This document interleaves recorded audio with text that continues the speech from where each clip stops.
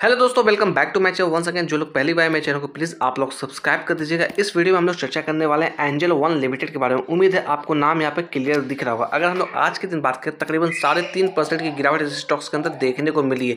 अगर यहाँ पर हम लोग बात करें प्राइस में, तो तकरीबन 82 रुपये की गिरावट हमें देखने को मिली। अगर हाई की बात करें 2359 रुपये का हाई बनाया, लो की बात करें 2212 के आसपास का लो बनाया इसने। अगर बात करूँ यहाँ पर क्लोजिंग की, तो लगभग 2260 के आसपास क्लोजिंग हमें देखने को मिली है। ठीक अपने हाई के नीचे क्लोज होता हुआ दिख रहा है, 2260 के आसपास क्लोजिंग हमें देखने को मिली। अगर यहाँ पर बात करें टिकर टेप के हिसाब से परफॉर्मेंस के लिए, तो परफॉर्मेंस यहाँ पर लो नजर आता हुआ दिख रहा है। मैं यहाँ पर डिस्क्लेमर देना चाहूंगा, मैं किसी भी तरह का बाय और सेल का रिकमेंडेशन आपको बिल्कुल भी नहीं दे रहा हूँ। आप सोच समझ के इसके अंदर निवेश करिएगा। आप हो सके तो अपने एक्सपर्ट से चर्चा करें इसके बारे में, फाइनेंशियल एडवाइजर से बात करें, तभी कहीं ना कहीं आप निवेश के बारे में सोचिएगा। यहाँ पर कुछ और चीज़ों को चर्चा करें। मैं जो अभी डाटा आपके साथ शेयर कर रहा हूँ, ये पब्लिकली अवेलेबल है, आप खुद से जाकर भी चेकआउट कर सकते हैं इसे। अगर यहाँ पर बात करें वैल्यूएशन की, तो वैल्यूएशन यहाँ पर हाई नजर आता हुआ दिख रहा है। अगर ग्रोथ की बात करें, तो ग्रोथ यहाँ पर एवरेज नजर आता हुआ दिख रहा है। एंट्री पॉइंट की बात करें, एंट्री पॉइंट यहाँ पर गुड नजर आता हुआ दिख रहा है। अगर मैं यहाँ पर आपको फोरकास्ट एंड रेटिंग्स दिखाने की कोशिश करूँ, तो आप यहाँ पर देखिएगा क्या फोरकास्टिंग निकलती हुई आ रही है। 6 एनालिस्ट इसे कवर के 83% कहीं ना कहीं बाय की रिकमेंडेशन आती हुई दिख रही है। शेयर होल्डिंग पैटर्न्स पे अगर नजर डालें, तो म्यूचुअल फंड की होल्डिंग आप देखिए कितनी बड़ी होल्डिंग यहाँ पर है। अगर बात करें म्यूचुअल फंड की, तकरीबन 11% की होल्डिंग है। एफआईएस की बात करें, 13.5% की होल्डिंग है। डीआईएस की बात करें, तकरीबन 3% की हिस्सेदारी है। अगर रिटेलर्स की बात करें, तो रिटेलर्स के पास देखिएगा 36% की हिस्सेदारी है। अगर चर्चा करें इसके अंदर टॉप 5 म्यूचुअल फंड के इन्वेस्टमेंट के बारे में, जिसका वेटेज सबसे ज़्यादा है इसके अंदर, तो यहाँ पर देखिएगा निप्पॉन इंडिया ग्रोथ फंड की बात करें, इसकी वेटेज 0.98%, ऑलमोस्ट कहीं ना कहीं 1% के आसपास की वेटेज है। अगर Nippon India focused equity fund की बात करें, इसकी वेटेज तकरीबन 1.5% है। Nippon India ELSS tax saver की बात करें, इसकी वेटेज 0.81% निकलती हुई आ रही है। Motilal Oswal large and mid cap की बात करें, इसकी वेटेज 2% निकलती हुई आ रही है। आदित्य बिरला सन लाइफ फ्लेक्सी कैप की बात करें, इसकी वेटेज आधे % निकलती हुई आ रही है। यहाँ पे देखिएगा निप्पॉन के 3 अलग अलग फंड इसके अंदर निवेश हो रखे हैं, तो निप्पॉन का अच्छा खासा कहीं ना कहीं इसके अंदर स्टेक्स है। यहाँ पर मैं इसका रिटर्न्स आपको दिखाने की कोशिश करूंगा। रिटर्न्स को देखकर बिल्कुल भी आपको इन्फ्लुएंस यहाँ पर नहीं होना। पिछले 2 सालों में बात करें, तकरीबन 100% का रिटर्न है। पिछले कुछ महीनों से बात करें, लगातार ये स्टॉक्स गिरता हुआ आ रहा है, आपके सामने यहाँ पर नजर आता हुआ दिख रहा होगा। अगर मैं बात करूँ इसके अंदर डिविडेंड को लेकर, तो क्या कुछ डिविडेंड रहा है इसके अंदर, तो देखिएगा 21 जनवरी 2025 की बात करें, तो वहाँ पर 11 रुपये प्रति शेयर के हिसाब से डिविडेंड दिया है। साल 2024 की बात करें, तो वहाँ पर भी 12.5 रुपये के आसपास का डिविडेंड दिया है। साल 2023 की बात करें, तो तकरीबन यहाँ पर आप देखिएगा 5 दफ़ा इसने डिविडेंड दिया था, यानी कि साल 2023 का तगड़ा डिविडेंड इसने दिया था। अगर हम लोग बात करें इसके अंदर, तो यहाँ पर देखिए साल 2022 के अंदर भी इसने अच्छा खासा डिविडेंड दिया है, तकरीबन 4 दफ़ा इसने दिया है। बट पिछले 2 सालों से डिविडेंड आपको बस साल में एक ही बार देती हुई आ रही है ये कंपनी। यहाँ पे आपको क्वार्टर ऑन क्वार्टर बेसिस पे नंबर्स दिखाने की कोशिश करूंगा। आप यहाँ पे देखिएगा, ये जो आप देख रहे हैं सितंबर 2024 के क्वार्टर से, ये दिसंबर 2024 के क्वार्टर से। अगर नेट सेल्स की बात करें, तो क्वार्टर ऑन क्वार्टर बेसिस पे 16% की डाउन हमें देखने को मिली है।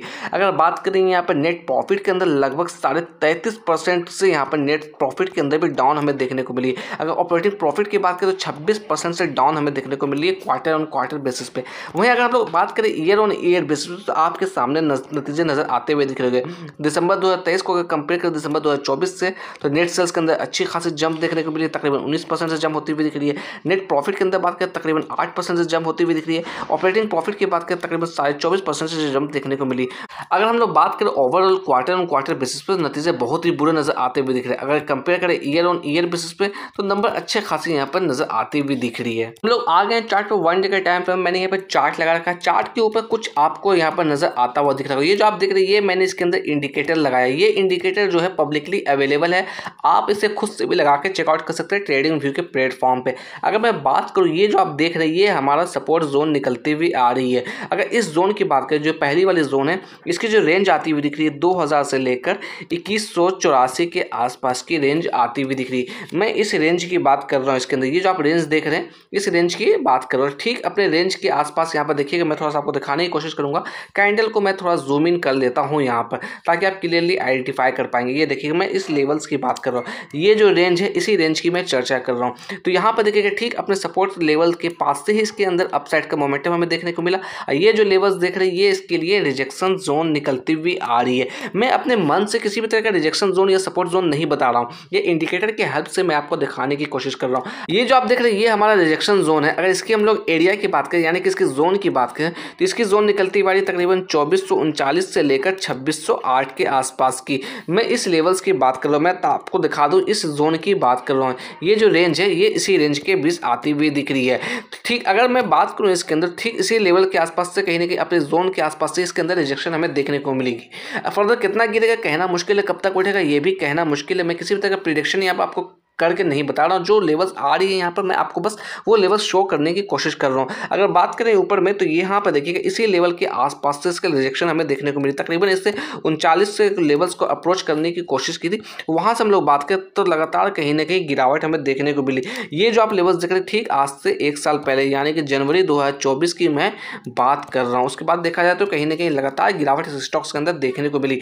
इसने अपना बॉटम यहाँ पर बनाया, ये जो लेवल्स दिख रहे हैं ठीक इसी लेवल्स के आसपास इसने बॉटम बनाया। यहाँ से अपसाइड का मोमेंटम हमें देखने को मिली, तकरीबन 3400-3500 के आसपास का लेवल्स को अप्रोच करने की कोशिश की, उसके बाद वापस से गिरावट हमें देखने को मिल रही है। अगर कुछ और चीज़ों को हम लोग बात करें इसके अंदर देखिएगा क्या फोरकास्टिंग आती हुई दिख रही है इसके अंदर। 8 एनालिस्ट ने इसे कवर किया over the 1 year of time period. Maximum estimate की बात करें तो 3200 को निकलता हुआ रहा, मिनिमम एस्टिमेट की बात करें तो 2215 का निकलता हुआ रहा। ये जो फोरकास्टिंग बता रहा हूँ ये भी ट्रेडिंग व्यू के प्लेटफॉर्म पे अवेलेबल है। इसके अंदर मैं किसी भी तरह का आपको टिप्स बिल्कुल भी नहीं दे रहा हूँ। मैं अगेन आपको डिस्क्लेमर देना चाहूँगा, मैं किसी भी तरह का बाय सेल का रिकमेंडेशन आपको बिल्कुल भी नहीं दे रहा हूँ। बस जो भी डाटा पब्लिकली अवेलेबल है मैं ये डाटा आपके साथ शेयर करने की कोशिश कर रहा हूँ। अगर मैं बात करूँ इसके अंदर तो ये स्टॉक्स अपने 50 डीएमए के नीचे ट्रेड करता हुआ दिख रहा है। अगर 50 डीएमए की वैल्यू की बात करें इसकी वैल्यू तकरीबन 2587 आती हुई दिख रही है। साथ ही साथ बात करें अगर हम लोग 200 डीएमए की तो इसकी वैल्यू तकरीबन 2647 आती हुई दिख रही है। अगर बात करें लास्ट ट्रेडेड वॉल्यूम की तो यहाँ पर देखिएगा अच्छी खासी वॉल्यूम इसके अंदर देखने को मिली, तकरीबन 11 लाख का वॉल्यूम इसके अंदर देखने को मिली। और डिलीवरी ऑफ परसेंटेज की बात करें 26% की डिलीवरी उठाई गई थी इसके अंदर।